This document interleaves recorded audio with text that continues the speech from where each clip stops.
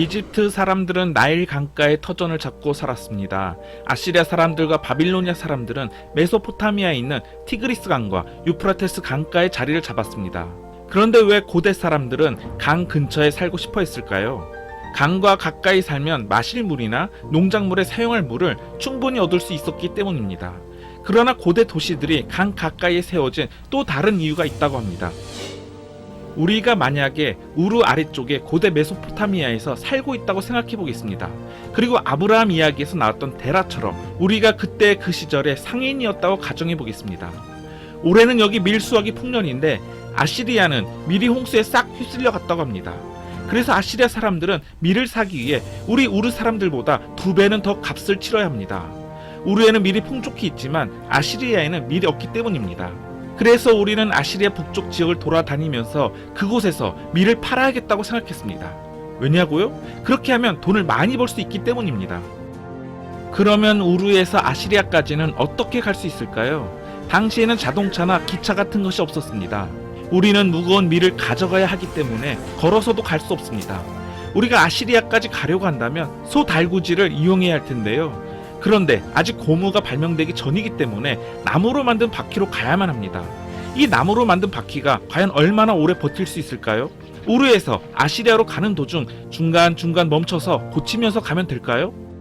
또 소가 얼마나 빨리 걸어갈 수 있을까요? 그 소의 걸음 속도에 맞춰 아시리아까지 걸어간다면 그건 또 얼마나 걸릴까요?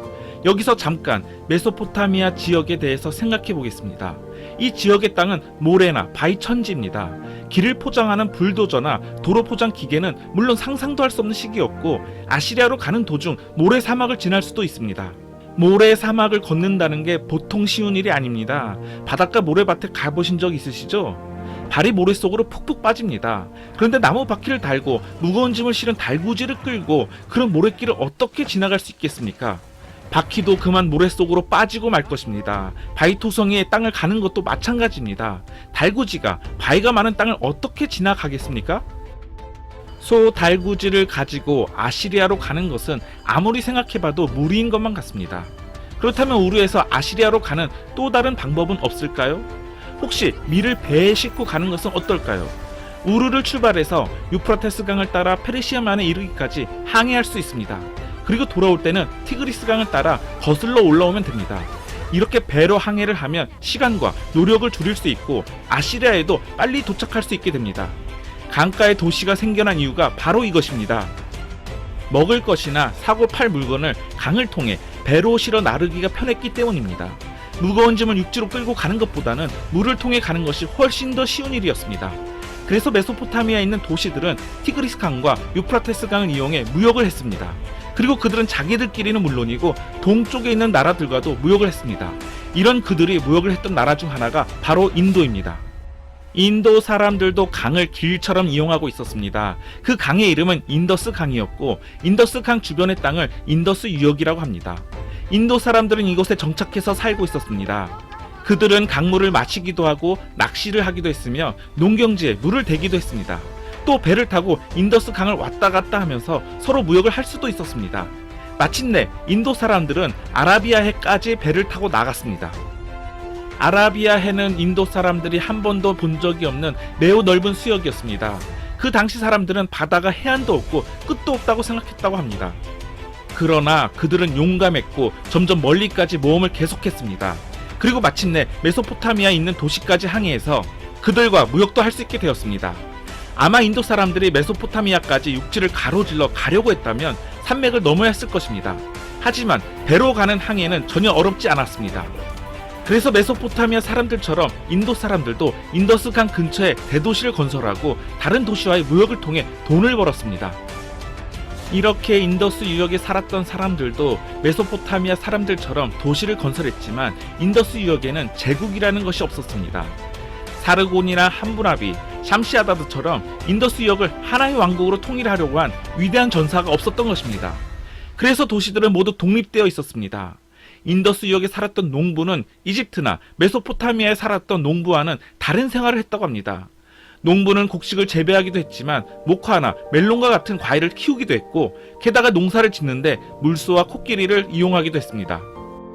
바빌로니아의 농부가 코끼리를 이용해 모카나 멜론을 거두어들이는 인더스강 유역의 농부를 보았다면 아마 깜짝 놀랐을 것입니다. 인더스 유역의 도시들은 도시 외곽을 두르는 커다란 원형의 둑을 쌓았습니다. 이것을 성체라고 합니다. 각 성체에는 적이 공격했을 때 피난할 수 있는 요새도 지었습니다. 성체주에 살고 있는 사람들은 딱딱하게 구워낸 진흙 벽돌로 집을 짓고 살았습니다. 그 집은 매우 편안했다고 합니다. 집에는 앞마당과 우물, 그리고 화장실과 배수구도 있었고요. 집안에서 생활하는 사람들은 물을 기르러 강으로 가는 대신 우물에서 물을 길어 올릴 수 있었습니다. 커다란 수영장처럼 생긴 큰 대중 목욕탕도 있었던 것으로 보아 많은 사람들이 깨끗하고 꽤 수준 높은 생활을 했다는 것을 알 수 있습니다. 더욱이 집안에서 사용하고 버리는 생활 폐수는 하수구를 통해 거리를 지나는 깊은 배수구로 빠지게 했습니다.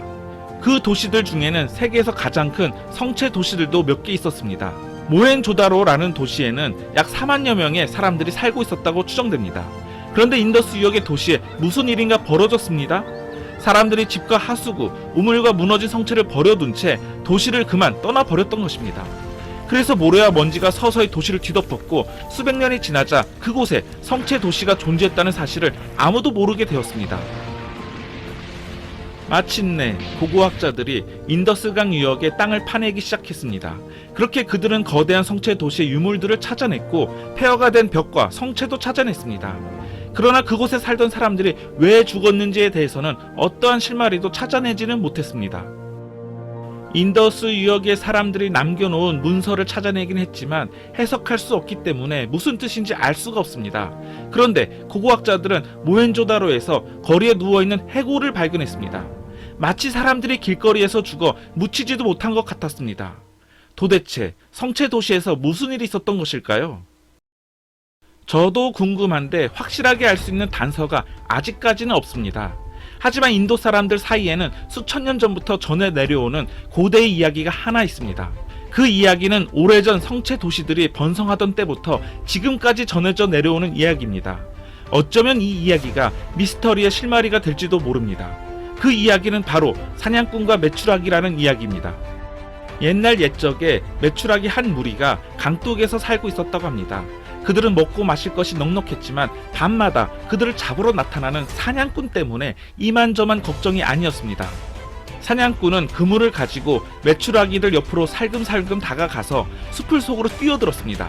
그러면 메추라기들이 재빨리 푸드덕 흩어지며 날아올랐지만 사냥꾼 가장 가까이 했던 한 마리가 그만 잡히고 말았습니다.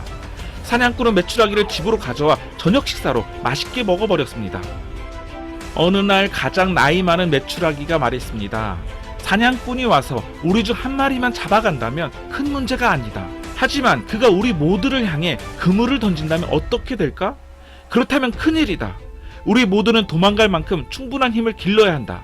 그래서 다음날 저녁에 메추라기들은 한 무리로 떼를 지어 있었습니다.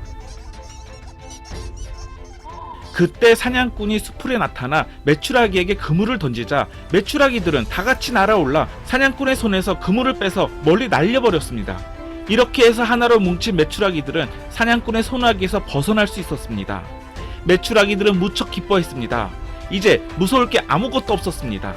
메추라기들은 이렇게 매일 밤 함께 모여서 사냥꾼의 그물을 빼서 날려버렸습니다. 하지만 곧 메추라기들은 그렇게 똘똘 뭉쳐있는 동안 서로 밀고 찌르게 되어 서로 불평을 늘어놓다 결국 그들은 흩어져 버렸고 숲을 속에서 기다리고 있던 사냥꾼은 이때다 뛰어나와 하나씩 붙잡아 갔습니다. 사냥꾼은 집으로 돌아오면서 말했습니다. 뭉쳐있으면 살지만 흩어지면 살코기란 말이야. 이 이야기가 의미하는 것이 무엇일까요? 어쩌면 서로 떨어져서 독립적으로 지냈던 성체 도시들이 침입자의 공격에 패하고 말았음을 의미할지도 모르겠습니다. 모헨조다로에도 그런 일이 일어났을 수도 있다는 것입니다. 그들이 하나의 왕국으로 통일되었다면 성체 도시들은 오랫동안 유지되었을 것입니다. 아무튼 확실히 알려진 것은 아무것도 없는 모헨조다로. 그것은 우리에게 과제로 남겨져 있습니다. 오늘날 중국이 자신들이 세계의 중심이라고 생각하듯이 티그리스 강과 유프라테스 강 사이 메소포타미아에 살고 있던 사람들도 고대에는 자신들이 세계의 중심이라고 생각했습니다. 그들은 인도를 동방이라고 불렀는데 그들이 인도로 가기 위해서는 훨씬 동쪽으로 항해를 해야 했기 때문입니다. 그들은 인도를 낯설고 먼 곳이라고 생각했습니다. 그런데 인도보다 훨씬 더 낯설고 훨씬 더 먼 나라가 있었습니다. 그 나라가 바로 중국입니다. 아시리아나 바빌로니아 사람들에게 중국은 극동이었습니다. 극동이란 세계의 동쪽 끝에 위치한 나라라는 뜻입니다. 그래서 비옥한 초승달 지역의 사람이나 중국인들은 서로에 대해서 아는 게 거의 없었습니다. 하지만 지역적으로는 뚝 떨어져서 살고 있었지만 중국인들도 이집트인이나 바빌로니아인 그리고 인도 사람들처럼 강을 가까이 두고 살았습니다. 이처럼 고대 사람들에게는 생존을 위해 강이 필요했습니다. 오늘날 중국이라고 부르는 황허강과 양쯔강 두 강 사이에서 고대의 동양 사람들은 살고 있었습니다. 이 유역을 황허강 유역이라고 합니다. 최초의 중국 사람들은 황허강 유역에 정착해서 농사를 지었다고 합니다. 습기가 많은 땅에서는 벼가 잘 자랐기 때문에 주로 쌀농사를 지었습니다. 처음에 중국 사람들은 메소포타미아 사람들처럼 개별적으로 독립된 마을을 이루며 살았습니다. 그런데 여기서도 위대한 지도자가 나타나서 황허강 유역의 여러 마을들을 하나의 왕국으로 통합시켰습니다. 그 사람이 바로 황제입니다. 그는 아주 오래전 사람이라 그에 대해서 아는 것이 거의 없습니다. 하지만 그가 통치하던 시대에 대한 이야기는 많이 알려져 있습니다. 전설에 의하면 이 황제가 처음으로 약을 발견해서 중국 사람들에게 병을 치료하는 방법도 알려주었다고 합니다. 황제 내경의 황제가 바로 이 황제이며 중국판 카마수트라라 할 수 있는 소녀경의 저자 역시 황제로 알려져 있습니다. 이러한 중국 이야기는 삼황 5제부터 시작합니다. 삼황이란 농사 짓는 법을 알려주고 최초의 의술을 베푼 신농씨, 전설의 대홍수에서 살아남았고 8개를 창시하였으며 희생제의 의미를 지닌 동이족 복희씨, 그리고 불을 최초로 발견하였다는 수인씨를 가리키는데 사실이라기보다는 신화라 할 것입니다. 그러나 신화는 신화대로 그 이야기의 중요성이 있고 의미가 있을 것입니다. 사마천 역시 사망시대를 역사로서 신빙성이 없다고 생각해 기술하지 않았으며 이에 따라 사기는 오제 본기로부터 시작합니다. 우리나라에서 단군 왕건 같은 황제는 사기에 따르면 유흥국 임금 소전의 아들로 성은 공손, 이름은 헌원이었습니다. 그는 나면서부터 신령스럽고 총명하였다고 합니다. 헌원이 성인이 될 무렵 신농씨 자손들의 덕이 쇠퇴하여 제후들 사이에서 서로 싸움이 벌어졌습니다. 덕분에 백성들의 어려움이 컸으나 신농씨는 그들을 평정할 만한 능력을 이미 상실한 뒤였습니다. 이를 본 헌원이 전투 기술을 익혀 신농씨에게 저항하는 제후들을 모두 토벌하였습니다. 이후 제후들은 모두 헌원에게 복종하게 되었는데 다만 치유만이 끝까지 저항하였습니다. 드디어 헌원과 치유는 탕록의 들판에서 맞대결을 하게 되었고 이 싸움에서 헌원은 치유를 잡아 죽였습니다. 이에 제후들 모두가 헌원씨를 천자로 삼았으며 그가 곧 황제입니다. 황제는 자신을 따르지 않는 자에 대해서는 반드시 정벌하여 백성들이 마음 놓고 생활하도록 하였으며 하루도 편히 쉬지 않으면서 살림을 개척하고 도로를 뚫었으며 제후들을 부산에 모아놓고 할부를 맞추어 충성을 확인하였습니다. 한편 그는 탕록산 아래에 임시로 도읍을 정하고 일정한 거처를 만들지는 않았습니다. 황제가 죽자 교산에 매장하였으며 황제는 큰 아들인 현효가 임금의 자리에 올랐습니다. 그는 청량이라고도 하는데 임금의 자리에 오를 때 하늘에서 봉황이 날았다고 전해집니다. 현효가 죽자 그의 동생인 창의의 아들 전후 고양씨가 뒤를 이어 즉위했습니다. 따라서 전후 고양씨는 황제의 손자가 되며 제전욱이라고 부릅니다. 바로 이러한 황제의 아내이자 현효와 창의의 어머니 제전욱의 할머니가 누에고치로 비단실을 만들 수 있다는 사실을 발견한 누조입니다. 어느 날 왕비 누조가 정원의 뽕나무 아래에 앉아 있었습니다. 궁전 밖에는 무역을 하는 대상들의 소리에 딸깍거리는 낙타의 발굽소리, 사탕, 보석, 차를 파는 거리 상인들이 외치는 소리가 뒤섞여 시끌벅적했습니다. 하지만 담으로 둘러싸인 누조의 정원은 조용하고 평화로웠습니다. 산들바람이 그녀 위에 있는 뽕나무 잎사귀를 흔들었고 왕비는 정원에서 점심을 먹고 싶었습니다. 시녀가 곧 왕비가 좋아하는 거북이 요리와 뜨거운 김이 나는 향긋한 차를 내왔습니다. 누조는 차를 따를 때 퍼지는 향기를 맡으며 깊은 숨을 들이쉬었습니다. 그러고는 잔을 입에 갖다 댔습니다. 그때 코앞에서 무언가가 잔 속으로 퐁당 빠졌습니다. 가만히 들여다보니 작고 동그란 하얀 무언가가 뜨거운 차 속에 동동 떠 있었습니다. 그래서 왕비는 머리를 들어 찬찬히 뽕나무 가지를 올려다보니 거기에는 수백 개의 작고 하얀 고치들이 왕비의 머리 위에서 대롱대롱 매달려 있었습니다. 그것은 누에고치입니다. 고치 안의 누에는 나방으로 변해 곧 고치를 뚫고 날아갈 것입니다. 누조는 잔에 빠진 고치를 조심스럽게 꺼냈습니다. 가만 보니 고치 안에서는 누에를 10만 번은 감을 수 있을 정도로 길고 가늘고 반짝거리는 실이 만들어진 것 같았습니다. 뜨거운 물 때문에 고치가 풀리기 시작했고 누조는 실 끝을 살짝 잡고 길게 더 길게 계속해서 잡아당겼습니다. 그녀는 벌떡 일어나 실을 끌면서 정원을 걸어 다녔습니다. 실은 굉장히 길어서 정원을 12바퀴나 돌아야 했습니다. 또 너무너무 가벼워서 바람에 흔들거렸고 녹은 은처럼 햇빛에 반짝거렸습니다. 누조는 감탄을 하며 오후 내내 실을 풀고 또 풀었습니다. 그러고는 길쌈하는 여자를 불러 영롱하게 빛나는 천을 짰습니다. 그렇게 누조는 그 천을 가지고 남편인 황제를 위해 옷을 만들었고 황제는 그 옷을 보자 숨이 막힐 정도로 감탄을 했습니다. 이렇게 해서 누조와 그녀의 시녀들은 비단이라고 하는 아름다운 천을 만들게 되었고 중국은 곧 비단으로 유명하게 되었습니다. 물론 비단이 비단, 중국의 것만은 아니었지만 중국이 비단으로 유명해진 것만은 분명합니다. 오늘날 황제나 그를 따랐던 통치자들에 대해 확실하게 알려진 것은 거의 없습니다. 그들이 자신들의 제국에 대해 문서화된 그 어떠한 기록도 남겨놓지 않았기 때문입니다. 고대 중국에 대해 우리가 알 수 있는 것이라고는 수백 년에 걸쳐 입에서 입으로 전해져 내려온 설화나 전설을 통해 알려진 것들 뿐입니다. 그 이야기 중에서 어떤 부분이 사실인지 또 어떤 부분이 더 재미있고 흥미진진하게 만들기 위해 덧붙여졌는지는 알 수가 없습니다. 그것도 제주라면 제주일 텐데 그럼 저도 좀 더 재미있게 이야기를 소개할 수 있을 테니까요. 때로는 있는 그대로 전하다 보니 오해도 사게 되는데 제 말 무슨 뜻인지 알죠? 암튼 우리가 알 수 있는 것은 고대인들이 황허강 유역에 살았고 벼농사를 지었으며 누에를 키웠다는 것과 적의 공격으로부터 스스로를 지켜내려고 애썼다는 것 정도입니다. 그리고 황제 이후 수백 년이 지난 뒤 새로운 지도자가 권력을 얻게 되었다는 것도 알고 있습니다.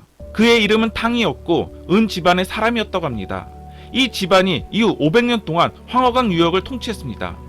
중국에서는 이 시기를 은 왕조라고 합니다.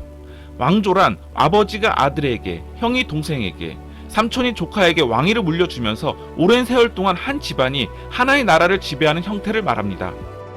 그 이전의 통치자들에 비해 은 왕조에 대해서는 많은 것이 알려져 있습니다. 은 가문이 통치하는 동안 중국은 청동을 사용하기 시작했습니다. 그들은 청동으로 무기와 바퀴 그리고 농기구를 만들었습니다. 청동으로 만들어진 연장과 무기들은 나무로 만들어진 연장들처럼 썩어서 없어지지 않았고 수천 년 뒤에 고고학자들은 은 시대의 폐허 속에서 묻혀있던 청동 연장과 무기를 찾아냈습니다. 청동 무기는 은 왕조 때의 고대인들이 활과 화살로 싸우는 법을 알고 있었다는 사실을 말해줍니다. 그들은 적을 공격할 때 전차를 사용했으며 자신을 보호하기 위해 방패와 갑옷으로 무장했습니다. 그리고 농기구는 그들이 벼는 물론 밀과 뽕나무를 재배했으며 농사를 짓기 위해 말이 끄는 쟁기도 사용했다는 것을 말해주고 있습니다. 사마천의 사기의 기록에 따르면 황제가 죽고 그의 아들 현효가 왕위에 오르고 현효 다음에는 그의 조카 제전욱이 왕위에 오르게 됩니다. 제전욱은 조용하면서도 깊이가 있고 뛰어난 지혜와 함께 만사에 능통하였다고 합니다. 또한 사시와 오행의 길을 조화시켜 백성을 교화시키고 제사를 행하였습니다. 제전욱 다음에는 선왕인 현호의 손자이며 황제의 진송자인 고신이 왕위에 오르는데 그가 바로 제곡입니다. 제곡은 총명하고 나면서부터 신령스러워 자신의 이름을 말하였다고 합니다. 또한 널리 덕을 베풀어 만물에 이로움을 주었으며 자신의 이익은 작은 것도 도모하지 않았다고 합니다. 그리고 해와 달의 운행을 헤아려 역설을 만들었으며 귀신의 권위를 밝혀 공경하고 섬겼다고 합니다. 제곡은 제후 진봉씨의 딸과 결혼하여 방혼을 낳고 추자씨의 딸과 결혼하여 지를 낳았습니다. 제곡이 죽자 지가 즉위하였고 그가 죽자 아우인 방혼이 즉위하였는데 그가 바로 제요, 즉 요임금입니다. 제요는 그 덕이 하늘과 같이 높고 지식은 산과 같이 미묘하여 헤아릴 수가 없었다고 합니다. 사람들은 그를 태양과 같이 여기고 따뜻한 비를 기다리듯 하였다고 합니다. 그는 하늘의 이치에 따라 농업에 필요한 시기를 백성들에게 가르쳤으며 1년을 366일로 하고 3년에 한 번 윤달을 둔 것도 요임금 시대의 일입니다. 그리고 그는 자신의 아들에게 왕위를 물려주지 않았습니다. 요임금은 자신의 아들 단주가 왕이 된다면 한 사람, 즉 단주만이 즐겁고 온 천하가 괴로워할 것이라고 생각했습니다. 당연히 신하들은 단주를 후계자로 지목하였지만 요임금은 후계자를 찾아오라고 일렀고 그렇게 해서 순이라는 인물이 추천되어 자신의 두 딸 아왕과 여영을 순에게 시집보냈습니다. 수는 20살 무렵 이미 효자로 이름을 날렸으며 요 임금의 후계자로 추천받을 무렵 그의 나이는 30이었습니다. 한편 두 딸을 시집보낸 요 임금은 안팎에서 그의 행실을 관찰하면서 순의 사람됨을 평가하였습니다. 사람들은 순의 사람됨을 알고 그가 농사를 지으면 밭 두 덕을 양보했으며 물고기를 잡으러 가면 좋은 자리를 그에게 양보했습니다. 그가 머무르는 곳이 1년이 지나면 촌락이 되고 2년이 지나면 읍이 되었으며 3년이 지나면 도회지가 되었다고 합니다. 이를 가상히 여긴 요 임금은 순에게 갈포로 만든 의복과 검은고를 하사하였고 그를 위하여 곡물창고를 지어주며 소와 양을 내렸습니다. 그러나 순의 아버지는 장님이었는데 순의 어머니가 세상을 떠나자 후처를 맞아 상이라는 아들을 또 낳았습니다. 상은 오만하기 그지없는 인간이었지만 아버지는 상만을 편애하며 순을 없애버릴 기회만을 엿보고 있었습니다. 어느 날 그는 순에게 창고 위에 올라가 토벽을 바르도록 하였습니다. 그래서 순이 창고에 올라가자 기다렸다는 듯이 그는 불을 질러버렸습니다. 그러나 순은 두 개의 삿갓을 옆구리에 끼고 뛰어내려 목숨을 구할 수 있었습니다. 며칠이 지나자 이번에는 우물을 파라고 합니다. 이번에도 아버지의 계책을 눈치챈 순은 우물을 파면서 옆으로 빠져나올 구멍을 하나 더 팠습니다. 순이 깊이 파 내려가자 아버지와 아우상은 힘을 합하여 위에서 흙을 부어 우물을 메워버렸습니다. 두 사람은 드디어 순이 죽었다고 생각해 흥겹게 검은고를 잡고 노래를 불렀습니다. 순의 동생 상이 말합니다. 순의 아내 둘과 검은고는 제가 갖겠습니다. 나머지 재산은 부모님이 다 가지세요. 그때 순이 미리 파둔 옆 구멍을 통해 빠져나왔고 깜짝 놀란 상은 형님이 돌아가신 줄 알고 슬픔에 겨워 검은고를 뚫고 있었다고 얼버무렸습니다. 그러자 순은 아무렇지도 않다는 듯이 너라면 당연히 가슴 아파했을 것이다 라고 말했다고 합니다. 이러한 순은 30년에 걸친 후계자 수업을 통해 61살의 나이로 천자의 쥐에 오르게 됩니다. 순 임금 역시 선왕의 의지를 이어 자신의 아들에게 왕위를 물려주지 않았습니다. 그래서 순 임금은 신하들의 추천을 받아 우를 토지와 백성들 관리를 주관하는 직책인 사공에 임명하였습니다. 우는 후에 백성들의 신임과 아버지 곤도 해내지 못한 황허강의 홍수를 다스린 능력을 인정받아 천자의 자리에 오르게 됩니다. 이때부터 중국 역사상 최초의 국가 하나라 시대가 열리게 된 것입니다. 우 임금에 이어 그의 아들 개가 천자에 올랐으며 그 뒤로 15대를 잇다가 마지막으로 이계가 즉위하였는데 그가 바로 폭군 고랑입니다. 은나라의 시조는 설입니다. 설의 어머니는 제국의 둘째 부인인 간적입니다. 일찍이 간적은 다른 사람들과 목욕을 갔다가 제비가 알을 떨어뜨리는 것을 보았는데 간적이 이를 받아 삼켰다고 합니다. 그렇게 해서 잉태하여 낳은 아들이 바로 설입니다. 설은 장성하여 우 임금의 치수 사업을 도와 큰 공을 세웠고 순 임금은 설에게 상 지방을 봉지로 내리고 이때부터 은나라를 상나라라고도 부르게 되었습니다. 설이 세상을 떠나자 그의 아들 소명이 즉위하였고 이후 12대가 지나 천을이 즉위하였는데 그가 바로 성탕입니다. 탕은 맑은 물을 바라보면 자신의 모습을 볼 수 있다. 마찬가지로 백성들을 살펴보면 그 나라가 제대로 다스려지는지 아닌지를 알 수 있다고 말했습니다. 당시 하나라는 거루왕이 주색에 빠져 포악한 정치만을 일삼고 있었고 당연히 하나라는 날로 기울어만 갔습니다. 결국 탕은 군대를 일으켜 하나라 정벌에 나섰고 이에 모든 제후들이 탕을 따랐습니다. 탕은 전쟁에 앞서 탕서를 짓게 하였는데 이때 탕이 나는 무용이 뛰어나다고 하여 사람들은 그를 무왕이라고 불렀습니다. 당시 하나라 거루왕의 군대는 이미 마음속으로 성탕의 인품을 존경하여 무기를 거꾸로 들고 있었다고 하며 마침내 탕은 천자의 쥐에 올라 전국을 평정하게 되었습니다. 탕은 천자의 쥐에 오른 지 29년 만에 세상을 떠났는데 그의 큰아들 태정 또한 일찍 세상을 떠 둘째 아들 외병이 왕위를 이었습니다. 그런데 외병도 3년 만에 죽고 그 뒤를 이은 외병의 아우 또한 불과 4년 만에 세상을 떠났습니다. 그래서 재상 이유는 탕의 큰아들 태정의 아들 태갑을 도와 천자의 자리에 즉위토록 하였습니다. 이유는 태갑에게 할아버지 성탕을 본받아 훌륭한 천자가 되어야 한다고 가르쳤습니다. 또한 걸왕이 나라를 망친 이유를 말해주면서 늘 그것을 경계하라고 말했습니다.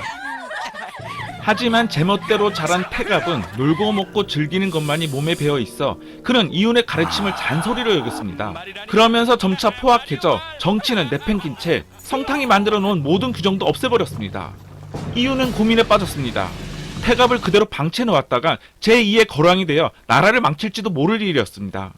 그래서 이윤은 태갑을 궁궐에서 추방하여 성탕의 능이 있는 동궁에 기거하도록 하였고 철저히 감시하여 외출도 허락하지 않았습니다.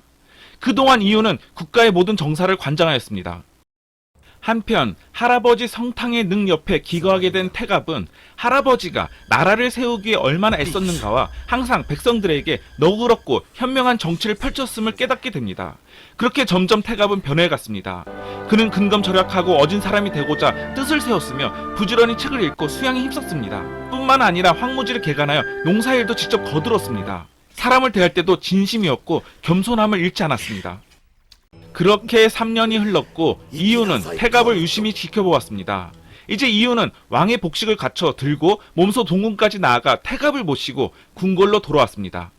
태갑은 이윤을 보자 감격해하며 그동안 자신의 잘못에 대해 용서를 빌었습니다. 다시 천자의 자리에 오른 태갑은 이전과 달리 정사를 돌봄에 태만하지 않고 백성을 사랑하는 훌륭한 천자가 되었다고 합니다. 태갑 이후 그의 아들 옥정이 왕위 올랐고 은나라는 이후 16대 제을 임금이 죽은 후 그의 아들 신이 즉위하였는데 그가 바로 폭군으로 역사의 악명을 남긴 주 임금입니다. 이렇게 은나라는 17대 주 임금을 마지막으로 역사는 주나라로 이어지게 됩니다. 기원전 11세기 오늘날 이스라엘에 위치한 가나안에서 히브리인들의 마지막 사사 사무엘은 사울에게 기름을 부어 기원전 1047년 이스라엘 왕국을 세웠습니다. 바로 그 다음 해인 기원전 1046년 오늘날 중국 땅에서는 상나라라고도 하는 은나라가 멸망하고 주나라가 황허 유역의 패권을 주게 됩니다. 은나라가 황하 하류인 하남성 안양에서 고대 국가로서 문명의 꽃을 피우고 있을 무렵 서쪽으로 멀리 떨어져 있던 섬서성 부근의 고원 지방에서는 농경 민족이 부족을 이루어 살고 있었습니다. 그들이 바로 주부족입니다. 부족의 시조로 일컬어지는 후직은 본래 이름이 버린다는 뜻의 기였습니다. 그의 어머니는 제국의 정비인 강원이었는데 그녀는 어느 날 들에 나갔다가 귀인의 발자국을 보게 되었습니다. 강원은 문득 마음이 달떠 밟고 싶은 충동을 느꼈고 그래서 가만히 발자국을 밟아 보았더니 그만 임신이 되고 말았습니다. 그렇게 아이는 태어났고 강원은 불길한 생각에 아이를 좁은 골목에 버렸습니다. 그런데 말과 소들이 이 아이를 피해 밟지 않고 지나가는 것이었습니다. 그래서 다시 산속으로 옮겨 버렸으나 때마침 산에서 많은 사람들이 몰려와 하는 수 없이 개천 얼음 위에 버렸습니다. 그랬더니 이번에는 날던 새가 내려와 날개로 아이를 덮어서 보호하였다고 합니다. 강원은 하늘이 아이를 돌보아 주는 것이라 여기고 별 수 없이 데려다 길렀습니다. 이렇게 해서 아이에게는 버릴 기라는 이름이 지어졌고 이후 요 임금에 의해 등용되어 후직이라는 벼슬을 지내게 됩니다. 이후 고공담보 때에 이르렀을 때의 일입니다. 흉노와 융적이 쳐들어와 재물을 빼앗으려 하자 고공은 이것을 그냥 주었습니다. 얼마 후에 이들이 다시 쳐들어와 당과 백성들을 약탈하려 하자 참을 수 없던 백성들이 싸우고자 했습니다. 그러자 고공이 나서서 말하였습니다. 백성들이 인군을 세우는 것은 장차 백성들이 이익을 얻기 위한 것이며 지금 오랑캐들이 쳐들어와 싸우려고 하는 것은 나의 땅과 백성들을 얻기 위해서이다. 그렇다면 백성들 입장에서는 나의 치하에 있으나 그의 치하에 있으나 무엇이 다르랴? 백성들은 나를 위하여 싸우고자 하나 남의 아버지와 아들들까지 죽이면서 인군 노릇을 한다는 것은 내 스스로 받아들일 수 없는 일이다. 말을 마친 그는 일족을 거느리고 떠나 기산기슭의 주원이라는 곳에 머물렀습니다. 그러자 수많은 사람들이 고공단보가 어진 정치를 베푼다는 소문에 복속하고자 몰려들었고 이리하여 고공단보는 주 왕조의 시조로 받들어지고 있습니다. 당시 주나라는 은나라의 지배하에서 나라로 독립한 것은 아니었습니다. 그러기 위해서는 약간의 시간이 더 필요했습니다. 고공단보는 아들이 셋 있었는데 태백, 우중, 그리고 계력이 그들입니다. 후에 막내 계력이 결혼하여 창이라는 아들을 낳았는데 창이 태어나는 방문에 빨간 참새 한 마리가 단서를 물고 앉는 상서로운 일이 있었습니다.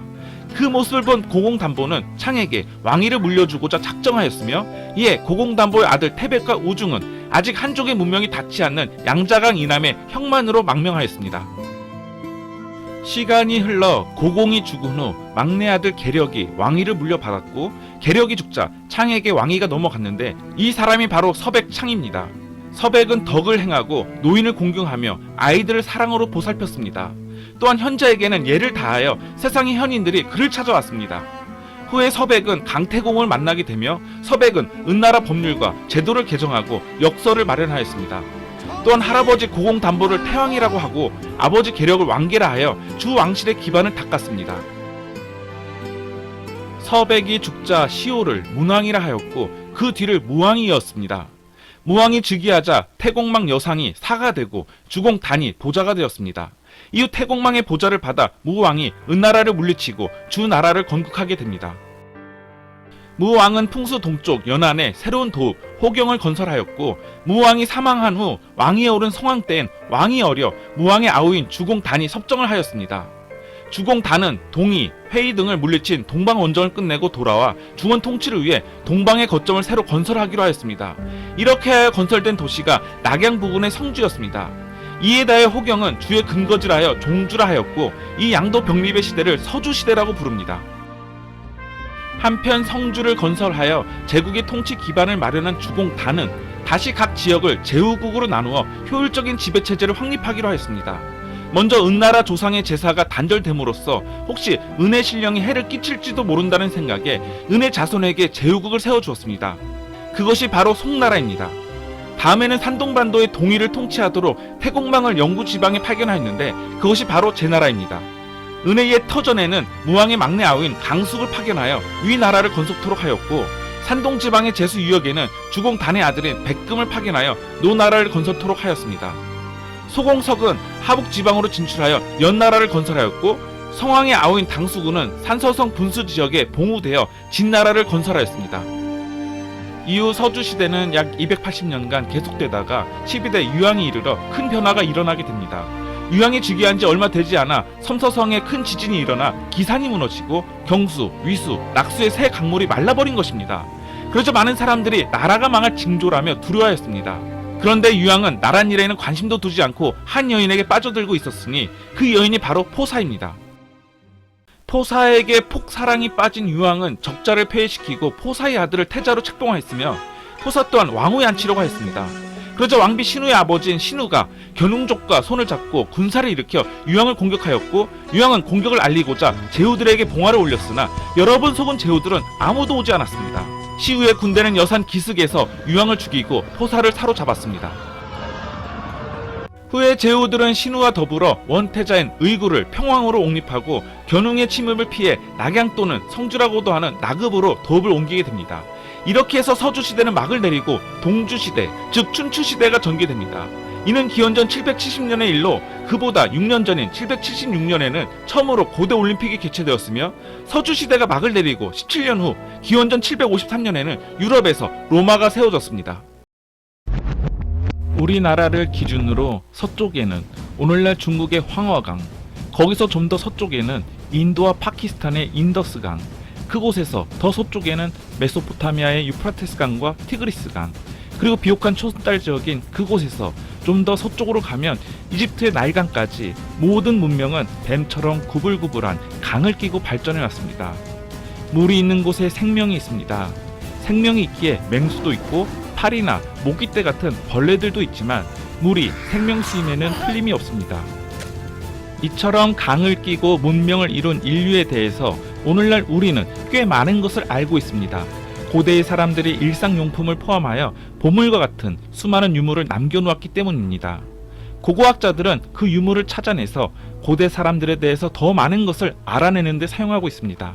게다가 고대 이집트나 고대 근동에 살았던 사람들은 돌판이나 벽에다가 글을 써서 남겨놓기도 했습니다. 역사학자들은 이러한 글들을 해독하여 고대인들의 역사를 살펴볼 수 있습니다. 아프리카 하면 나일강을 통해 이룬 이집트 문명을 쉽게 떠올리지만 사실 아프리카는 어마어마하게 큰 대륙입니다. 실로 이집트는 아프리카의 극히 일부에 불과합니다. 오늘날 수많은 나라로 이루어진 아프리카는 나라 수보다 더 많고 더 다양한 민족과 문화와 언어가 존재합니다. 그러나 안타깝게도 아프리카 사람들은 문서로 된 기록도 수천 가지 유물도 남겨놓지 않았습니다. 그래서 우리는 고대 이집트에 대해서 알고 있는 것에 비해 고대 아프리카에 대해서는 아는 것이 별로 없습니다. 그럼에도 한 가지 확실한 것은 아주 오래전부터 이곳 아프리카에도 사람들이 살고 있었다는 사실입니다. 그 중에서도 오늘날 모래가 흩날리다 못해 모래 폭풍을 불러일으키기도 하는 이집트에서 좀 더 서쪽에 가면 존재하는 사하라 사막이라고 하는 사막에 이르게 됩니다.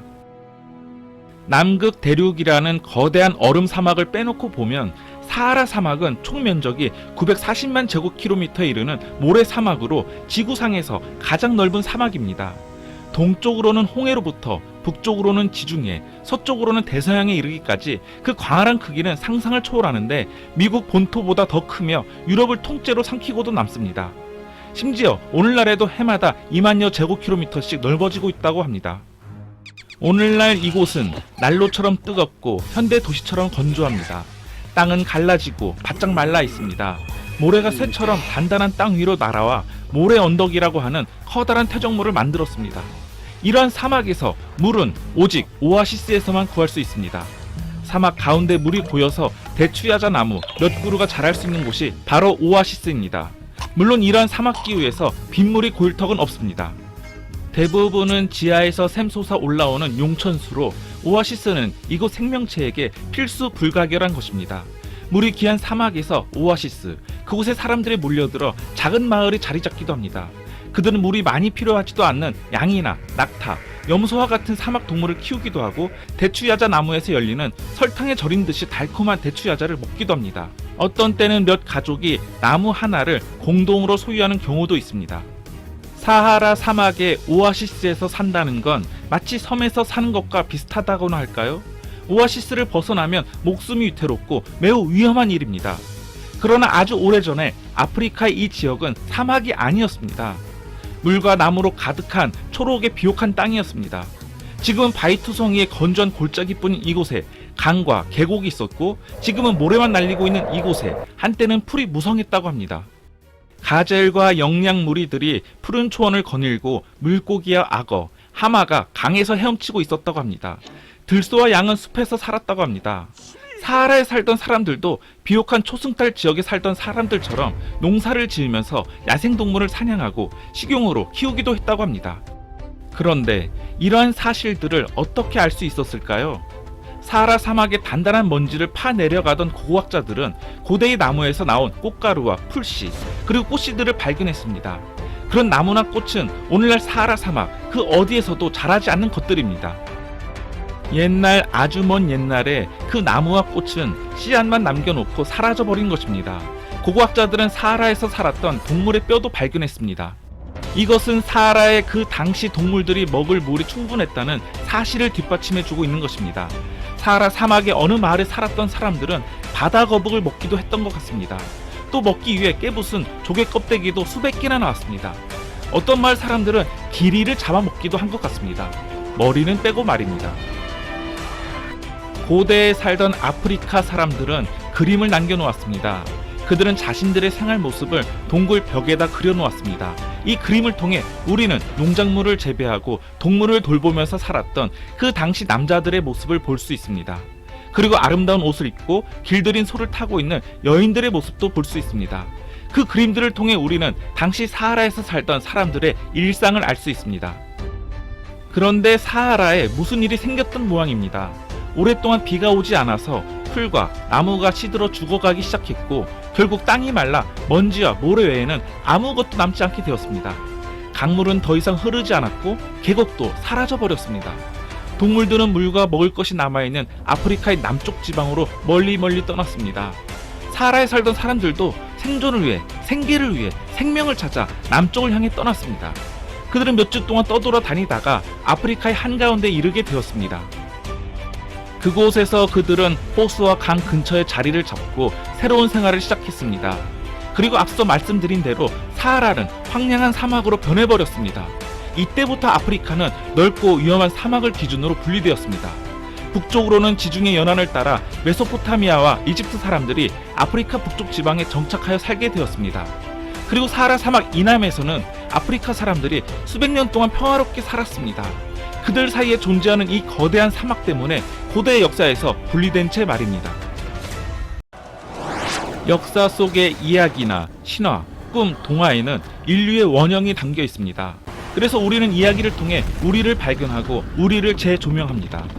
아프리카에 살던 고대 사람들은 미라나 진흙판과 같은 유물을 남기지 않았습니다. 그러나 사람들의 입에서 입으로 전해져 내려오는 이야기를 남겨놓았습니다. 아프리카의 이야기꾼들이 좋아하는 주인공 중에 거미 아난시가 있습니다. 아난시는 가끔 속임수를 쓰기도 했는데 때로는 자신의 속임수에 스스로 낚이는 경우도 있었습니다. 사실 아난시가 거미가 된 것도 이 속임수 때문입니다.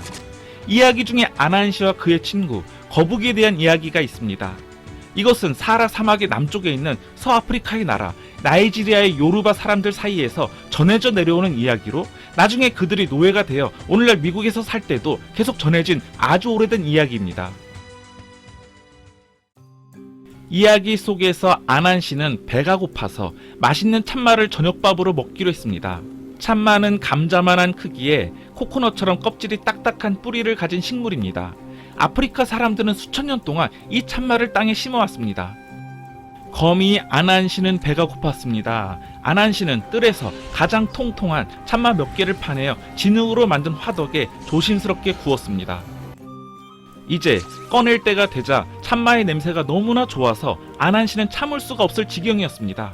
그런데 식사를 막 시작하려고 자리 잡았을 때 거북이 한 마리가 엉금엉금 기어왔습니다. 그 거북이는 아난 씨의 친한 친구였습니다. 하지만 아난 씨는 자기가 먹을 참마와 거북이를 번갈아 보면서 이런 생각을 했습니다. 나만 먹을 참마뿐인데 저 거북이가 반을 먹어버리면 나는 배부르게 먹지 못할 거야. 그때 거북이가 말했습니다. 이봐 아난 씨, 참마 냄새가 정말 끝내주는군. 나는 너를 만나러 오느라 하루 종일 기어왔어. 덕분에 점심도 못 먹고 저녁도 못 먹었지. 그러니 네 참마를 같이 나눠 먹어도 되겠지? 이곳 아프리카에서는 손님과 식사를 같이 하는 관습이 있습니다. 그래서 아난 씨는 거절할 수가 없었습니다. 그는 뿌르퉁해서 말합니다. 내 참마를 자네와 같이 먹게 돼서 참으로 기쁘군. 앉아서 마음껏 들게나. 거북이는 자리를 잡고 앉아서 가장 통통한 참마를 집으려고 했습니다. 그때 아난 씨가 소리쳤습니다. 잠깐, 그 더러운 발로 먹으려는 건가? 이봐 친구, 먼저 좀 씻어야 한다고 생각하지 않나? 사실이 그러했습니다. 거북이는 하루 종일 기어왔기 때문입니다. 거북이는 물이란 물은 구할 수 없었기 때문에 더러운 모래투성이었습니다. 거북이는 자신이 보기에도 발이 정말 더러웠습니다. 어디서 씻지? 거북이가 물었습니다. 강에 가서 씻고 오게나. 그리 멀지 않아. 여기서 1km도 안 돼. 불쌍한 거북이는 발을 씻기 위해 일어나서 강까지 엉금엉금 기어가야만 했습니다. 그러나 그가 돌아왔을 때 참마는 이미 절반이 사라진 뒤였습니다. 아난 씨는 입이 불룩해서 말했습니다. 미안하네. 자네가 너무 오래 걸려서 내가 먼저 먹기 시작했다네. 하지만 이리 와서 조금이라도 먹어볼게. 거북이는 참마를 집으려고 발을 뻗었습니다. 하지만 그의 발은 강에서 돌아오는 길에 다시 더러워져 있었습니다. 그러자 아난 씨가 또 소리쳤습니다. 이봐 거북이 친구, 가서 씻고 오라고 내가 말하지 않았나? 내 식탁을 더럽히지 말라고. 거북이는 다시 씻으러 힘들게 기어갔습니다. 그리고 이번에는 느릿느릿 조심스럽게 풀 위를 기어 돌아왔습니다. 거북이는 이제 식탁에 앉아 깨끗한 발을 뻗어 참마를 먹으려 했습니다. 그런데 참마는 이미 마지막 부스러기 마저 사라진 뒤였습니다. 거북이는 텅 빈 접시를 슬프게 쳐다보았습니다. 잠시 뒤 거북이가 말합니다. 아난 씨, 식사에 초대해줘서 고맙네. 다음에는 우리 집으로 오게나. 같이 저녁을 먹기로 하세. 거북이는 고픈 배를 움켜쥐고 엉금엉금 기어 집으로 돌아갔습니다. 며칠 뒤 아난 씨는 강둑에 있는 거북이의 집으로 향했습니다. 지난번에 거북이가 저녁을 먹으러 오라고 말했었지. 오늘은 거북이의 집에서 저녁을 먹어야겠군. 그는 문을 두드리면서 소리쳤습니다. 거북이 안에 있나? 저녁 먹으러 왔다네. 거북이는 문을 열었습니다. 그리고는 눈을 껌뻑이며 아난 씨에게 말했습니다. 저녁 준비가 다 되었네. 저 아래로 함께 가세. 그렇게 거북이는 아난 씨를 강가로 데려갔습니다. 강 바닥에 식탁을 차려 놓았다네. 물속으로 들어가서 함께 식사를 하도록 하세. 이렇게 말하고 거북이는 물속으로 미끄러지듯이 들어가더니 강 바닥으로 헤엄쳐 내려가 음식을 먹기 시작했습니다. 아난 씨는 강둑에서 왔다 갔다만 했습니다. 처음에는 아난 씨도 물속으로 뛰어들려고 해보았습니다. 그러나 몸이 너무 가벼워서 물 위로 다시 떠올라 버렸습니다. 헤엄쳐서 내려가려고도 해보고 가라앉아 보려고도 했지만 아무 소용이 없었습니다. 아래의 물속에서는 거북이가 맛있게 음식을 먹고 있는 모습이 보였습니다. 마침내 아난 씨는 자신의 작은 코트 주머니에 자갈을 가득 채운 뒤 물속으로 뛰어들었습니다. 아난 씨는 돌멩이처럼 가라앉았고 거북이가 맛있는 음식을 먹고 있는 강바닥까지 드디어 가게 되었습니다. 거북이가 접시를 내밀며 말했습니다. 여기 있네. 먹어보게. 그런데 아난씨, 우선 코트를 벗게나. 식탁에서 코트를 입고 있는 건 예의가 아니지. 아난씨는 코트를 벗었습니다. 코트 소매에서 팔을 빼자마자 그는 물 위로 다시 떠올라 버렸습니다. 그가 물속으로 머리를 들이밀어 보니 거북이가 마지막 남은 음식을 먹어치우고 있었습니다. 저녁밥 고마웠네, 거북 친구. 아난씨는 뿌르퉁해서 말했습니다. 그러고는 강둑으로 헤엄쳐 갔습니다. 온몸이 젖어서 축축하고 배는 몹시 고팠습니다. 아난씨는 저녁도 얻어먹지 못한 채 집으로 돌아가야만 했습니다. 이러한 아난씨와 거북이 이야기는 이솝 우화 중 접시와 호리병에 식사를 대접한 여우와 두루미 이야기를 생각나게 합니다. 기원전 600년경 유대인들이 네부카드네자르 2세에게 예루살렘을 빼앗기고 바빌론으로 끌려갔을 무렵 기원전 620년경에 태어나 인도에서는 불교의 창시자 석가모니가 태어나기 1년 전인 기원전 564년까지 생존한 것으로 알려진 아이소포스, 우리에게는 이솝으로 더 알려진 이솝 우화는 당시 그리스 로마로부터 메소포타미아와 이집트, 심지어 인도에서 구전으로 전해져 내려온 수많은 이야기들을 편집하여 수록한 것입니다. 이러한 고대 설화들은 고대인들의 생각이나 일상, 그리고 가치와 풍습 따위를 살펴볼 수 있는 귀중한 자료들입니다. 이 이야기는 아프리카에 먹을 게 부족하고 강과 계곡이 말랐을 때에 관한 것입니다. 그러니까 아프리카 사람들이 푸른 초원을 향해 사하라를 떠났던 그때부터 전해져 내려오는 고대 설화입니다. 너무 오랫동안 비가 오지 않아 농작물은 모두 시들어 죽고 동물들은 굶주려 헐떡거리고 있었습니다. 아난시와 마을 사람들도 배가 고파 죽을 지경이었습니다. 태양은 종일 내리쬐고 파란 하늘에는 구름 한 점 없었습니다. 마침내 아난시가 입을 열었습니다. 누군가 먹을 것을 구하러 가지 않는다면 우리는 모두 굶어 죽고 말 거야. 내가 가서 먹을 것을 좀 구해와야겠어. 아난시는 길을 떠났습니다. 그는 날이 저물 때까지 걷고 또 밤새도록 걸었습니다. 날이 밝아올 무렵 그는 저 멀리 보이는 마을의 굴뚝에서 연기가 피어오르는 것을 보았습니다. 걷고 또 걸어서 마을에 도착한 아난시는 입이 그만 딱 하고 벌어졌습니다. 마을이 카사바로 가득했기 때문입니다. 카사바란 커다란 감자처럼 생긴 뿌리를 가진 채소로 아난시는 참마만큼이나 구운 카사바도 좋아했습니다. 그런데 이상하게도 마을에는 사람이 아무도 보이지 않았습니다. 거리를 걸어 다니는 것도, 집 앞 계단을 청소하는 것도, 야자나무 아래에 앉아 서로 이야기를 나누는 것도 모두 카사바였습니다. 카사바는 아난시의 기척을 느끼자 일제히 일어났습니다. 아씨, 왜 그래, 무섭게. 손님이다. 손님이 오셨다. 그들이 말했습니다. 구운 카사바를 드시겠습니까? 아니면 삶은 것도 있고 튀긴 것도 있습니다. 어떤 타입이에요? 저는 아무 것이나 상관이 없어요. 아난시는 더듬거리며 말했습니다. 구운 걸 드세요. 카사바들은 일제히 이렇게 소리치며 차례차례 불 속으로 뛰어들었습니다. 드디어 맛있게 구워진 카사바가 아난시 앞에 늘어섰습니다. 그가 첫 번째 카사바를 막 한 입 베어 먹으려는 순간이었습니다. 저 멀리 다른 곳에서 모락모락 연기가 올라오는 것이 보였습니다. 저건 또 뭐죠? 아난시가 물었습니다. 아, 저건 바나나 마을이에요. 카사바가 대답했습니다. 우리를 먹지 않을 건가요? 아난시는 구운 카사바보다 구운 바나나를 훨씬 더 좋아했습니다. 그래서 제발 자신들을 먹어달라고 애걸하는 카사바들을 내버려 두고 바나나 마을로 뛰어갔습니다. 그는 몇 시간이나 걸려서 바나나 마을에 도착했습니다.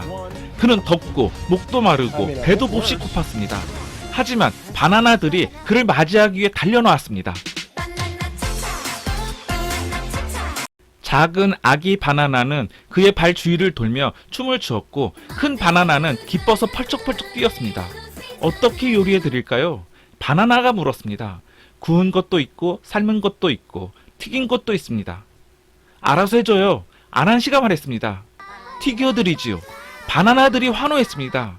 그들은 커다란 기름 단지 속으로 노란 껍질을 벗고 하얀 속살을 드러낸 채 차례차례 뛰어들더니 아난시가 먹을 수 있도록 늘어섰습니다. 아난시가 이제 맛있게 먹으려고 첫 번째 바나나를 입속으로 넣으려고 하는 순간 그때 또 저 멀리에서 연기가 모락모락 피어오르는 것이 보였습니다. 저건 뭐죠? 그가 물었습니다. 아, 저건 쌀마을입니다. 그런데 우리를 안 먹을 겁니까? 바나나가 말했습니다. 그랬다. 아난시가 구운 카사바보다 구운 바나나보다 훨씬 더 좋아하는 것이 있다면 그것은 바로 한 그릇 가득 담긴 쌀밥이었다. 그래서 아난 씨는 자신들을 먹어달라고 애원하는 바나나들을 단호히 뿌리치고 일어나 쌀마을을 향해 걷기 시작했습니다. 그가 쌀마을에 도착했을 때는 해가 뉘엿뉘엿 지고 있었습니다. 아난 씨는 배가 너무 고파서 제일 먼저 그를 맞으러 나온 작은 쌀알들을 움켜쥐고 그냥 먹으려고 했습니다. 그러자 다른 쌀알들이 앙앙거렸습니다. 안 돼요, 안 돼. 우리가 요리할 겁니다. 어떻게 해드릴까요? 구운 것과 삶은 것, 튀긴 것이 있습니다. 아무거나 줘. 아난 씨가 투덜거리며 말했습니다. 제발 먹게만 해달라고. 삶은 걸로 드리지요. 쌀알들이 소리쳤습니다. 쌀알들은 스스로 물이 끓고 있는 커다란 솥안으로 뛰어들더니 이내 커다란 밥그릇 속으로 기어들어갔습니다. 아난 씨가 밥그릇에 손을 집어넣으려는 순간 또 저 멀리서 연기가 모락모락 피어오르는 것이 보였습니다. 저건 뭐지? 아난 씨가 물었습니다. 잘 모르겠는데요? 쌀알들이 날카로운 목소리로 말했습니다. 우리를 먹어주세요.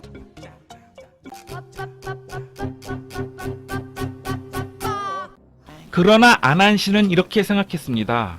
마을이 새로 나타날 때마다 내가 더 좋아하는 것들이 있었어. 저 마을로 간다면 분명히 쌀보다 훨씬 더 좋은 것을 먹을 수 있겠지? 아난 씨는 밥그릇을 내팽개치고 뭐가 있는지 모르는 마을을 향해 달려갔습니다. 아난 씨는 9시나 되었을까? 밤이 되어서야 그 마을에 도착했습니다. 그리고 마을 가운데로 부지런히 뛰어가다가 그만 멈춰설 수밖에 없었습니다. 그곳은 바로 자기가 살던 마을이었습니다. 아무리 둘러봐도 먹을 것이 아무것도 없었습니다. 아난 씨는 기절했습니다. 그가 깨어났을 때 마을 사람들이 그를 둘러싸고 있었습니다. 이것 좀 먹어봐, 아난 씨. 생선뼈를 끓여서 국물을 만들었다네. 우리는 벌써 먹었어. 그런데 어딜 갔다 온 거야? 아난 씨는 사람들에게 카사바 마을과 바나나 마을 그리고 쌀 마을에 대해서 이야기를 해주었습니다. 그러나 그 누구도 다시는 그런 마을을 찾을 수 없었습니다. 이 이야기가 말하고자 하는 것은 무엇이었을까요? 너무 욕심부리지 말고 뭐든 생기면 바로 먹으라는 것일까요? 또 이야기를 전하고자 한 저자의 의도는 또 무엇일까요? 이것저것 모든 것이 신기루와 같다는 것일까요? 역사나 설화, 그리고 신화라 할지라도 모든 이야기는 이야기 스스로 하고 싶은 이야기가 있습니다. 이야기는 전해졌고 풀어내는 것은 각자의 몫입니다. 아프리카의 역사에 대해서는 세계 역사 이야기 중세편에서 더 자세히 다루도록 하겠습니다. 이집트에서 아멘이라는 뜻은 무엇일까요? 이집트 이야기를 듣다 보면 아몬, 암몬, 아멘 등 파라오나 신들의 이름에서 눈에 띄게 등장하는데 이것들은 같은 의미를 가지고 있다고 합니다. 혹시 그 뜻이 오늘날 기독교에서 아멘 믿습니다처럼 동의한다는 뜻일까요? 예수 그리스도 이름으로 기도드리옵나이다. 아멘. 암몬, 아멘은 고대 이집트 신화의 신의 이름으로서 숨겨진이라는 의미를 가지고 있습니다. 아문은 이집트의 나일강 하류에 위치한 테베에서 숭배되던 바람과 공기의 신입니다. 이 신은 후에 태양신 라와 합쳐진 후 아문라 또는 아문레로 태양을 상징하는 신으로 자리 잡은 것으로 추정됩니다. 이러한 아문은 그리스인들의 제우스, 로마인들의 주피터와 동일시되는데 오늘은 그러한 이름을 가진 이집트의 왕 아멘은 머리에 있다 라는 뜻의 파라오 아멘엠헤트의 이야기입니다. 이집트 고왕국 이야기 기억하시죠? 고대 왕국의 이집트 사람들은 피라미드와 사원을 지었습니다. 그리고 바빌로니아, 아시리아와 무역을 하기도 했습니다. 자신들의 신을 숭배하고 미라를 만들고 미라와 함께 보물을 묻었습니다. 이집트에는 훌륭한 파라오와 막강한 군대가 있었고 이집트에서의 생활은 좋았습니다. 그러나 이러한 평화로운 시대는 그리 오래 가지는 못했습니다. 이집트의 파라오들은 점점 쇠약해졌습니다. 그들은 군대 지휘권은 물론 자신의 궁전과 사원에 대한 통치력까지 잃고 말았습니다. 대신 제사장들과 관리들이 권력을 놓고 서로 싸웠습니다. 이렇게 이집트의 힘이 사라지기 시작했습니다. 그리고 이집트는 한동안 분리되는 듯 보였습니다. 사르곤의 왕국이 그랬던 것처럼 말입니다. 그러나 그때 새로운 지배자가 이집트의 왕위에 오르게 되었습니다. 그가 바로 아멘엠헤트입니다. 사실 아멘엠헤트는 파라오가 아닌 재상 출신이었습니다. 하지만 그는 이집트를 다시 강하게 만들어야겠다고 결심했습니다. 그래서 파라오에게서 왕권을 빼앗아 이집트의 새 파라오가 되었습니다. 이것이 바로 이집트 역사의 새로운 시대, 이집트 제12왕조, 즉 이집트 중왕국의 시작입니다. 이집트는 중왕국 시대에 이르러 다시 한번 강력한 나라로 발돋움했습니다.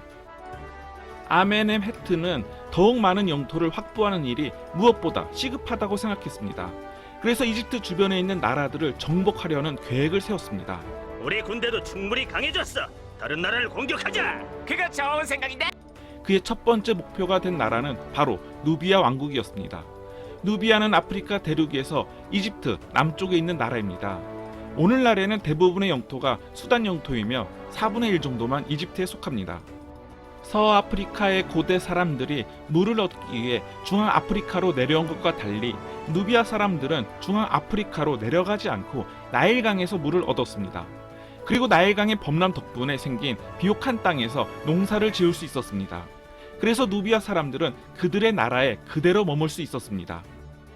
누비아 사람들은 아름다운 물건들을 이집트 사람들에게 팔기 위해 나일강을 따라 돌아다녔습니다.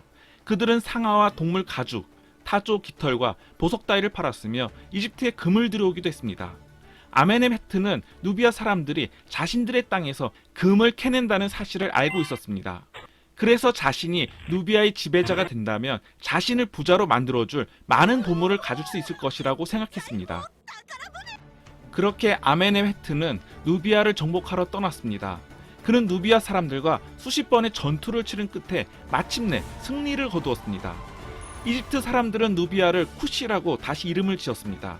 또 자신들의 무덤 벽에 새로운 아프리카 백성들의 모습을 그렸습니다. 누비아 사람들이 금과 흑단, 향, 모피와 돈을 가지고 와서 이집트 사람에게 바치고 있는 그림이었습니다. 이후 무려 700년 동안 누비아 사람들은 이집트 사람들의 지배를 받게 됩니다. 그래서 그들은 서서히 스스로를 이집트 사람이라고 생각하게 되었습니다. 이집트 말을 배우고 이집트 종교를 따르고 이집트의 파라오에게 복종을 했습니다. 이집트 사람들도 그들을 존중하기 시작했습니다. 그래서 그들은 이집트에서 나름대로의 힘을 얻게 되었습니다. 누비아의 여인 중 한 명은 파라오 아멘호테프 3세와 결혼하여 이집트의 여왕이 되기도 했습니다. 그녀의 이름은 티의 여왕입니다. 이집트 궁전으로 들어간 누비아 사람은 티의 여왕 외에도 많았습니다. 마침내 쿠시에 살고 있었던 누비아 사람들은 자신들만의 왕조를 건설하고 그들 스스로 이집트의 파라오가 되었습니다. 그것이 바로 이집트 제25왕조 에티오피아 왕조입니다. 이집트의 에티오피아 왕조를 일으킨 누비아의 나라 쿠시 왕국은 아시리아의 공격을 받기까지 이집트를 다스렸습니다. 또한 쿠시 왕국은 중국산 비단이나 인도산 면포, 지중해산 포도주와 향수를 수입하는 등 대외적 교류도 활발하였습니다. 이러한 쿠시 왕국은 후에 오늘날 에티오피아 북부에 위치한 악수 왕국에 의해 멸망하게 됩니다. 쿠시 왕국이 세운 이집트 왕조는 에티오피아 왕조라고도 하는데 에티오피아란 고대 이집트어로 흑인이라는 뜻입니다.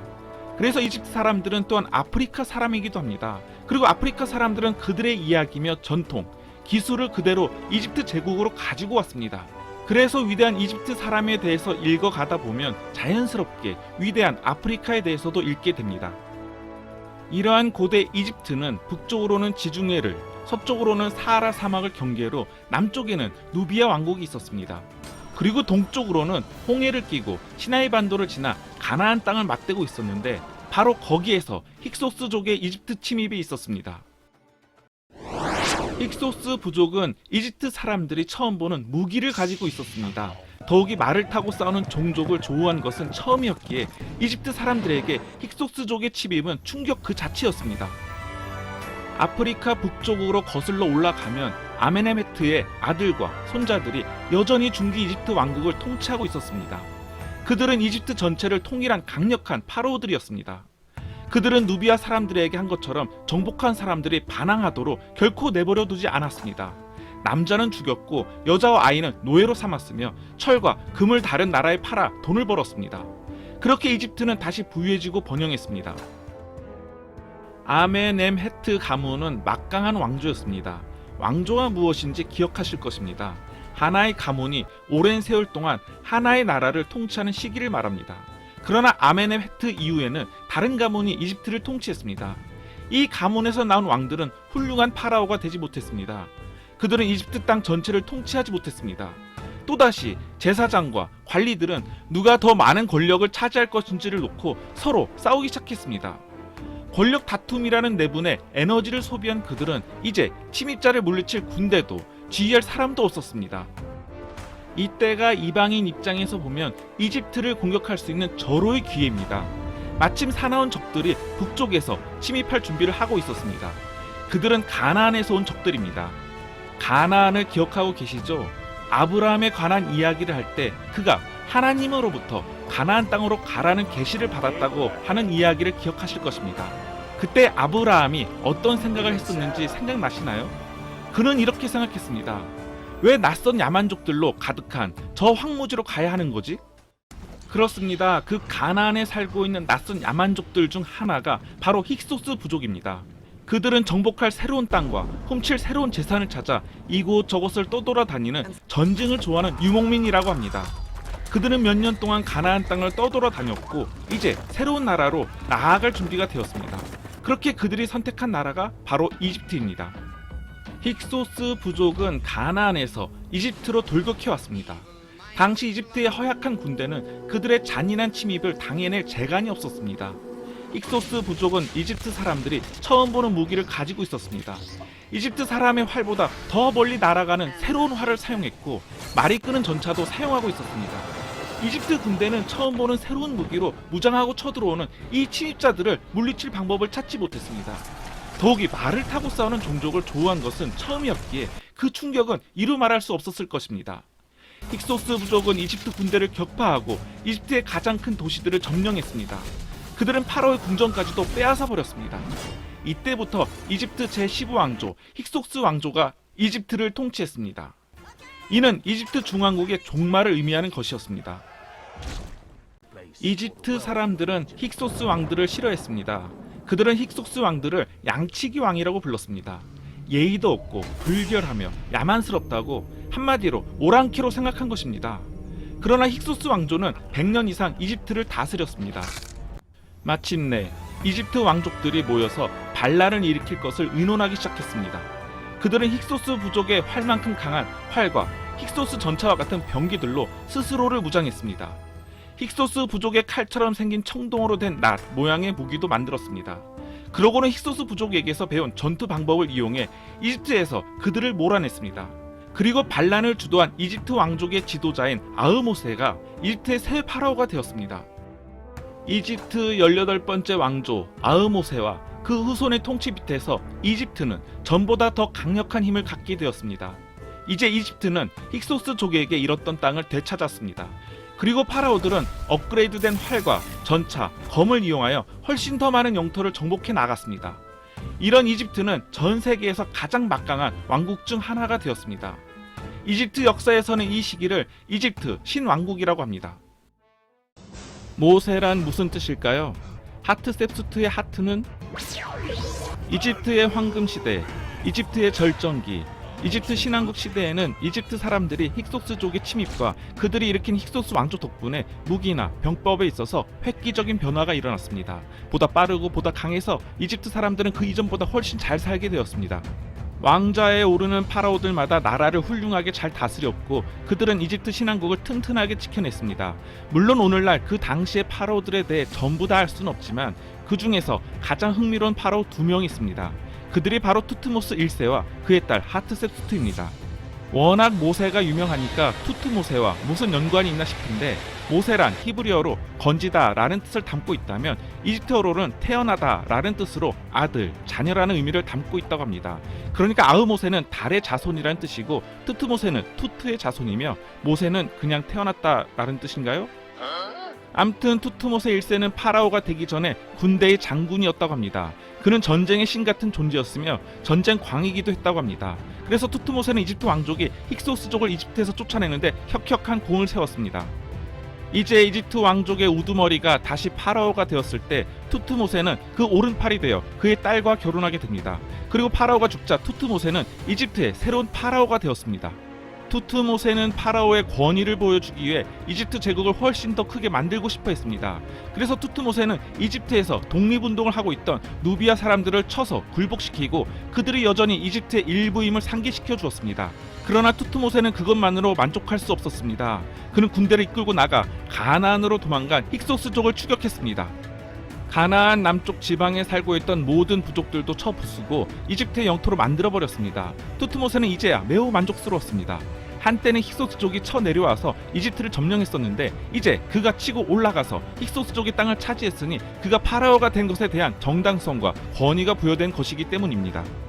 승리는 기쁨을 안겨주었고 그는 계속 싸움을 갈구했습니다. 그의 군대는 동쪽으로 나아가 메소포타미아의 유프라테스 강으로 이어지는 모든 유역을 정복했습니다. 하지만 강을 건너진 않았습니다. 메소포타미아, 그러니까 티그리스 강과 유프라테스 강 사이는 여전히 기세등등한 바빌론이 지배하고 있었기 때문입니다. 별 명분 없이 큰 희생을 각오할 필요가 없는 투트모세는 바빌론에게 싸움을 걸지 않았고 그가 세상을 떠날 즈음에 이집트의 영토는 전보다 2배나 더 늘어 있었습니다. 이러한 위대한 파라오 투트모세에게는 3명의 자녀가 있었습니다. 그런데 그 중에서도 하트셉수트라는 딸을 가장 사랑했다고 합니다. 이름만 봐도 귀한 여인 중 가장 귀한이라는 뜻이니 안 봐도 비디오입니다. 다른 뜻으로도 아문 신이 껴안은 여자라니 신이 반한 여자라고 해도 무방하겠죠? 아문은 아멘, 그러니까 그리스 로마 신화에서 제우스에 해당하는 신입니다. 여하튼 하트셉수트는 어렸을 때부터 권력에 대한 욕심이 남달랐습니다. 아버지 투트모스가 들려주는 전쟁이나 정복에 관한 이야기를 좋아했고 자기가 어른이 된다면 파라오가 되고 싶다고 했습니다. 그러나 이집트뿐만 아니라 고대에 살던 대부분의 사람들은 여자는 너무 약해서 나라를 다스릴 수 없다고 생각했습니다. 여자가 애나 키울 것이지 살림이나 하던가, 그렇게 살기 싫다면 사원에서 신을 섬기며 살던가. 물론 그런 일도 결코 쉬운 일이 아니지만 고대의 여자가 할 수 있는 일에는 너무나 제약이 많았습니다. 그렇기 때문에 하트셉수트는 아버지 투트모세가 죽었을 때 파라오가 될 수 없었습니다. 그래서 오빠 투트모세 2세가 파라오가 되었지만 하트셉수트는 내가 파라오가 된다면 오빠보다 더 잘할 수 있을 것이라고 생각했습니다. 그녀의 오빠 역시 자신이 죽게 된다면 자신의 아들이 다음 파라오가 되기를 원했지만 투트모세 2세는 겨우 4년 파라오의 자리에 있다가 그만 병사하고 말았습니다. 이제 그의 아들이 파라오가 되어야 했는데 그 아들은 아직 아기였습니다. 그래서 하트셉수트는 오빠의 아들이 파라오로서 충분히 역할을 감당할 나이가 될 때까지 섭정하기로 합니다. 하지만 정작 그날이 왔을 때 하트셉수트는 그 자리를 포기할 수 없었습니다. 사람들은 여자는 안 돼, 여자가 파라오라니 그런 역사는 없었어 라며 반대에 반대 난리가 났지만 하트셉수트는 아버지 투트모스 1세가 원했고 아몬 라신도 자신이 왕이 되길 바란다며 신탁을 받았다고 했지만 분위기는 선 넘네, 좀 적당히 해라 였습니다.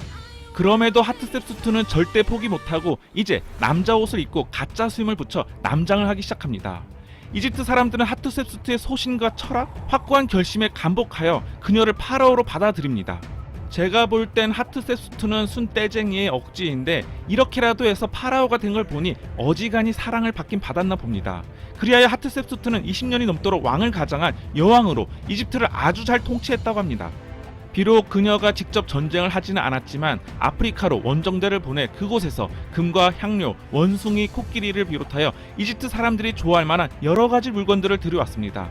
그리고 그녀는 다른 어떤 이집트 여왕보다도 훨씬 많은 기념물을 지었습니다. 백성들은 그녀에게 하트 뿅뿅을 날렸고 하트셉수트 역시 죽을 때까지 자신의 백성들을 사랑으로 잘 다스렸다고 합니다. 다음 시간에는 계속해서 이집트 신왕국 이야기, 이집트 종교 개혁을 일으킨 아멘호테프 4세와 투탕카멘으로 더 유명한 투트왕 이야기로 다시 찾아뵙겠습니다. 시청해주셔서 감사합니다.